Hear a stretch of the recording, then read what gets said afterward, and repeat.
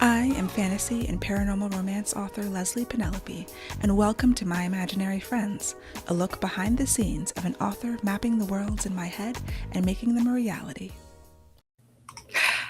Hello, friends. Today is Saturday, March 14th, 2026, and this is episode 258 of My Imaginary Friends. I'm Leslye, and happy Pi Day. We had 2 months in a row with Friday the 13th, which is always weirdly cool. And today is Pi Day. It's 314. I love nerdy days, nerdy celebrations like this. I just find it very amusing. As a reminder, you can sign up for the Footnotes newsletter, which includes show notes for the episodes, as well as inspiration, strategies, and ideas to help you grow as a writer and a creative. That is at myimaginaryfriends.net/footnotes. When you sign up, you can choose to become an imaginary best friend for a few dollars a month to get access to premium posts, which are essays, extra content, discounts on courses and workshops, and things like that. So please join me there. Welcome, Library Addict. Glad you were able to make it. So this week's best thing is what I wanted to talk about, I guess. It's calling it the best thing. I think it'll end up being the best thing. Anyway, I think I'm going to name this episode Going Back to the Drawing Board again, because once again, that's what I'm doing. And I feel like I try to check and not name episodes the exact same thing, even though for as long as this podcast has been around, and I think I started in 2019. I don't know how many books I've written since then. I always go back to the drawing board. The cycle is the same. Each book is written differently. The experience is different. I work on it slightly differently, but inevitably. And sometimes I go back to the drawing board more than one time. So let us rewind quickly for those who are new. My Black Witches story, heretofore known as Blitches, I plotted it in last October, worked on the plot. I've been thinking about it for a long time, but I was at a period of time when I think I had turned in my other manuscript. Plot October, fast draft in November. I wrote the first draft as a screenplay.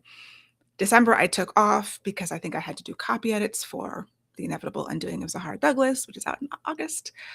January, I believe I came back to this manuscript and I had the idea that I was going to do the second draft and get it to my agent by April, May-ish. And my agent is leaving the country for a few weeks. So I was like, okay, when he gets back, I want him to have the manuscript.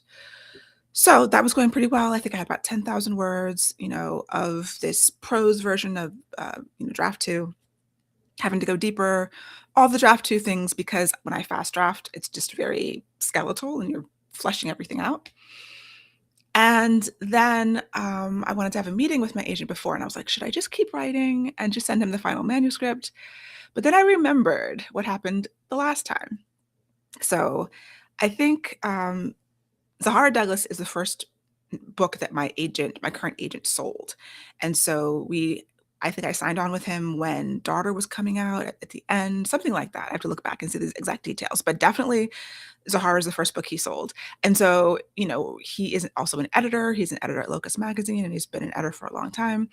So remembering the process of Zahara, and then I was like, okay, no, he needs to see this earlier, basically, because he's going to have notes, and his notes are probably going to make me crazy, but they're going to make the book better. And yeah, that's what happened. So I had my 14-page synopsis, and I made a short synopsis for him because I know that he's busy. And I was like, well, if you don't feel like reading the long one, here's the short one.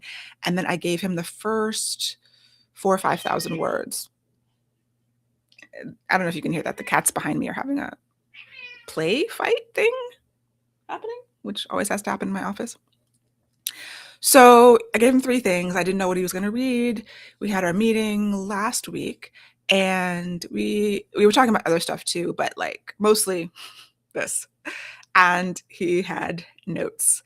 And it's always a little disheartening. Like, I love being edited, and I love having an editorial agent because I can go through that first before I get to an editor, and then this book has not been sold yet. So I want always to make things the best I can. And it's just a hard process. Writing is a hard process. Writing books is a hard process. I was very happy with my outline. I thought I had really, oh, you can actually see them up over here. I thought I had a really good outline. I think I did have a good outline. I think it was strong in my mind, but of course, it was all in my head. And there's things that when you show someone else, they have they notice the gaps that you don't notice because you're so close to it and everything makes sense to you because it's in your brain. And I tried to make a really detailed synopsis with lots of backstory and world building so we understood the world, even though the actual book wouldn't be, front loaded like that. And I think he got it. I think he understood what I was going for, but he had questions. And at first, and this always happens in every conversation, I'm deflated and I'm trying to get clarity. And I'm like, wait, you don't understand that? But it's so clear. It makes so much sense. And he's like, no, it doesn't, in a very kind way. So there were a number of points that he encouraged me to think more about more and that were perhaps not working as well as I thought that they were working. And that is always a difficult process, but ultimately for the best. And so now it's like, what do you do with that? You get notes, whether it's from an editor, an agent, a beta reader, a trusted source, and what do you do with that information? Um, One was kind of the backstory of my character or her role. I want this book to be really twisty and turny. I think I've mentioned that before. This Blitch's book, I kind of want to, it's a mystery, it's like a murder mystery. It's also maybe a thriller. And that was a thing that kind of maybe there. Like, is it a thriller? Am I trying to write a thriller? It's also fantasy. It takes place on a college campus. Is it dark academia? I don't know. So I think some of my, not ambivalence, but like, what exactly is this book was kind of coming through. And I feel like I need to make firm decisions. Like, it's a thriller, it's dark academia, or it's not. And that could be an issue. And some of his comments were sort of leading towards that. Like, he actually even said, like, if you want to make it a thriller, like, lean in. Because I think that Zahara has some elements of a thriller, but is not, I don't know if it's a true thriller. I think that it's very thriller adjacent. And I think that thriller readers will, the things that they like about thrillers, some of those things are in there. And so, yeah, there's questions for me, character things that I'm still working out because the second draft is about going deeper into the characters and um, in the world as well and fleshing out all those details that were in a fast draft and in this case in a script are still very skeletal, very much scaffolding. But the direction I was going, I feel like I have to shift gears. So I took a lot of notes and on the different aspects. He also had questions about the magic system. And the classic fantasy question is, if magic is real in this world, if these characters can do magic, why can't they solve every problem with magic? And that's why magic usually has limits of some kind. There's a cost. You have to put in place things that make it so that at every stage, you can't just wave your wand and make this obstacle disappear. And I had been thinking about that, but this week I dove more into thinking about that and really, I had a lot of information on this magic system, but I went even deeper. And yeah, so you get feedback from a person who's giving you the feedback. And then I think, my advice is always to sit with it for a day or two, because it can be very disheartening to be told, hey, this thing that you thought was great and you were really like solid on is not so solid. It's actually kind of shaky. And it's shaky in ways that you didn't see. And so the first part of it was me trying to understand, like, make sure I dug deep into, okay, what are the issues? Can you give me specific examples where it's not working? Because I obviously thought it was working. And now that you say that it's not, I'm like, oh yeah. Hmm. And I also think it's important to be kind to yourself because it's like there's a tendency to be like, why didn't I see that? I'm so stupid. But you're close to it and you can't see everything at the same time. Like, by the end of the revision process, this book is this huge thing that you're holding in your brain. But at the beginning, it looks like the whole world, but it's like, you're looking through binoculars and you think you're seeing everything. And then it clicks open and it's wider, and it clicks open again and it's wider, like at the eye doctor, or, it's sharper and sharper. And so there's so much more that you can't see. But I do believe it's all in your subconscious as a creator, as an artist.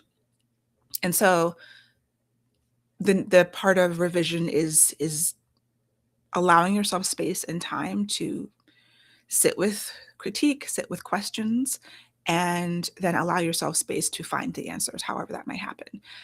For me, that looks like sitting and thinking, writing a lot of notes, brainstorming, doing a lot of research, following the rabbit holes to see where they lead. There's also filling the well.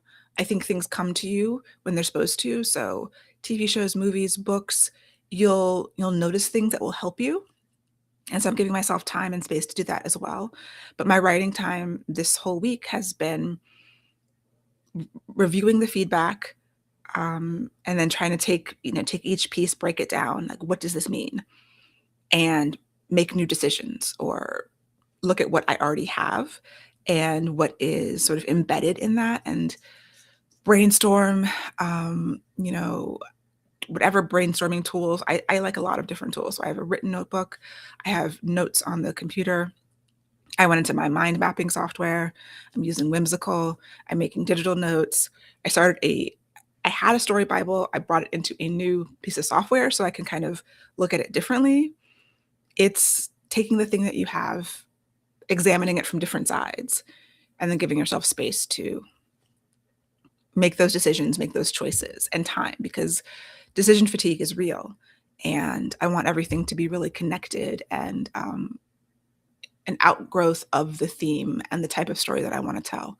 I went back to my vision statement. Every novel I start, when I begin plotting, I create a vision statement of what I want the story to be, even when it's very nebulous, and that gets refined and refined. And so part of the revision process, or the dealing with feedback process, is to, what did I want at the beginning? Do I still want that now? Can I rephrase that? Can I give it more detail? I redid the vision statement with a little bit more detail. I looked at the blurb I had written back cover copy, and that helps me as well when I'm outlining and doing the synopsis. I looked at that, I revised that and refined that. I'm trying to get to the place where I have a new outline and then a new detailed synopsis to work from. And the bones of the story are the same, but there's going to be character changes. And I'm kind of reviewing the decisions that I made and some of the things I wanted to do that didn't end up in the script and that didn't end up in that long synopsis that I was using for draft 2. And like, can I actually get some of that in there? Do some of those things that I thought I had cut really need to be in there, or are they really cut? And so it sounds like a lot of like backtracking, because it is. And it's really retesting all of those decisions that I made, and making sure they actually feel right, and making sure that I wasn't shortcutting something, or when I make a new decision about a character motivation, or background or backstory, it's going to have ripple effects. And figuring out what shifts in the ripple, and does that allow me to bring something in that I thought I couldn't. So it's exciting, and it's scary, and it's hard, and it takes a lot of brain power and time. For me, as a number 2 deliberative in StrengthsFinders, it just takes a lot of time and thinking, and going back over notes, just kind of again and again, writing new notes. But that's my process. And so, yeah, kind of back to the drawing board. I don't know, after a week of doing this, I have some stuff. I've got like questions, I've got bullet points. I'm not at the point where I have a new outline yet, and that's where I would like to get to next week, or as soon as possible. But I'm also giving myself more space and time for this project. I'm not on deadline right now. And we talked about what to do with this book, where, the I don't know where the word left me, like the methodology or the plan for selling it. And so it's just going to, take more time than I originally thought. I don't think I'm going to have a draft in May. Maybe. I mean, I think that's still a good goal. Like, March is half over, April, May, 2 months. I don't see that happening. So I'm just going to like take the gas off. Writing to deadline is something that I'm used to, something that is helpful, so that I'm not just writing forever. But I know I'm not going to be writing forever. Like, I think early writers, sometimes I get a lot of questions about, like, when do you know it's done? Or when do you stop? When do you stop world building and start writing? When do you stop plotting and start writing? And everybody has to kind of learn themselves and learn what feels right and actually what allows them to ship finished material. Nothing's ever going to be perfect. So having a deadline, an internal deadline would be good for me, but I also have to balance that with being kind to myself and allowing the story to take the time that it needs. And knowing that I have a lot of other things happening. There's stuff that I still want to do to promote Sahara, and there's extra content that I want to create for the pre-order campaign. That's going to take some time as well. And yeah. Hi, everybody. Welcome, JC, General Dom, Margaret. Nice to see you. These are my thoughts as I'm going through this revision. I'm trying to document it. So, that's the whole point of the podcast, is to document it so that I remember that this happens all the time, every time, right? And then it'll be once I'm in the draft, I get to the midpoint and it'll be another round, hopefully less. Hopefully I will be close. I guess I just have to hold space for potentially not being that close. I do have some announcements. Insta Love University, if you are a romance writer and would like a very cool, a lot of classes, Hope Ford, who is an Insta Love romance author, is putting together this course, this kind of conference, but it's self-paced classes from many, many different writers, including yours truly. That starts, I think it starts on Monday. I will put the link in the show notes. It is, I think it's, I have very few details. I had all of the stuff, but it'll be on the Substack too, and the show notes after I finish going live. I was going to try to put them on the screen, put the link on the screen, but I don't know if I can do that quickly. Anyway, Insta Love University, check back for the link. It's lpen.co/ILU26. Also, Maryland Romance Writers, which is my chapter, my organization, we're having this all-day workshop in April with Heather Hildenbrand.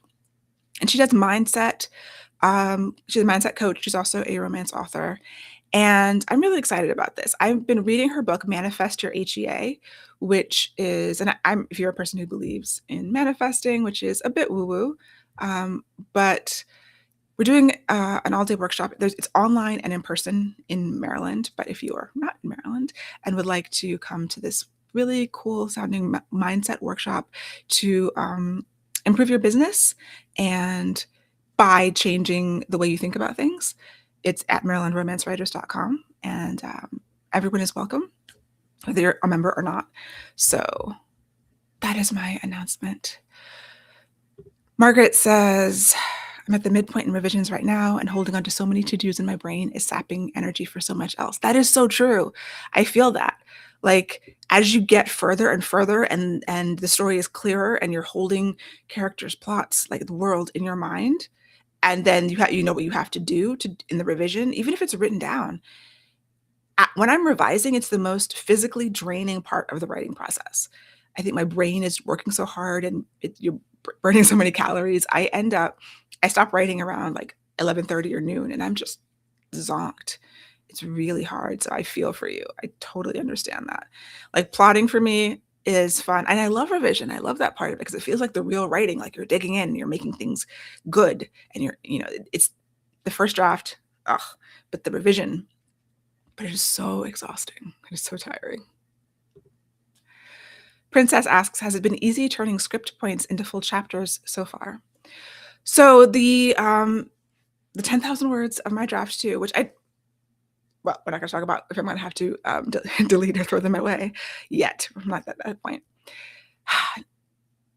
I think that when I have a good outline, it's the good map, and I'm able to sit with that paragraph that represents each scene and walk through it in my brain and then type that out. So I don't know if I call it easy, but that's why I really like having a detailed outline, because it does make it a bit easier. There are always surprises. I don't always know exactly how that paragraph is going to turn into a 3,000 word scene. But yeah, I think, the script points, right? Okay, so from the script, that has actually not been bad. I think that's been good because writing it as a script, it was already sort of visual. The thing, I wrote a post on this. I don't know if I talked about it in the podcast, but because the script is very bare bones and there's no like description. It's just, you're supposed to, the director is supposed to decide all that stuff. I have had to figure out how I'm getting in and out of scenes differently than I did in the script. And that's actually taken the most time, because where it's just a jump cut or even like a fade, and now you're somewhere else, I have to describe all of that. And you have to, for pacing purposes and for the story flow, get out and in, out of scenes and into new scenes in a more elegant way. And so I had to really reconceive of those, which is something that I did not expect, having not ever adapted a screenplay to a book before. So there's opportunities there for like setting the tone and the vibe and energy of each scene and going into a lot more detail. But having the script scene and having all the dialogue already, actually, that's been amazing. Like I'm adding dialogue and I'm fleshing things out, and then you have to add dialogue tags and try to convey emotion with their actions and things like that, which is just the part of the writing. But I really have been enjoying having the dialogue already written and having some of the actions that I can build on. Yeah, I think I will do the script to novel process again, because there's strengths and weaknesses, but it has been really good for me.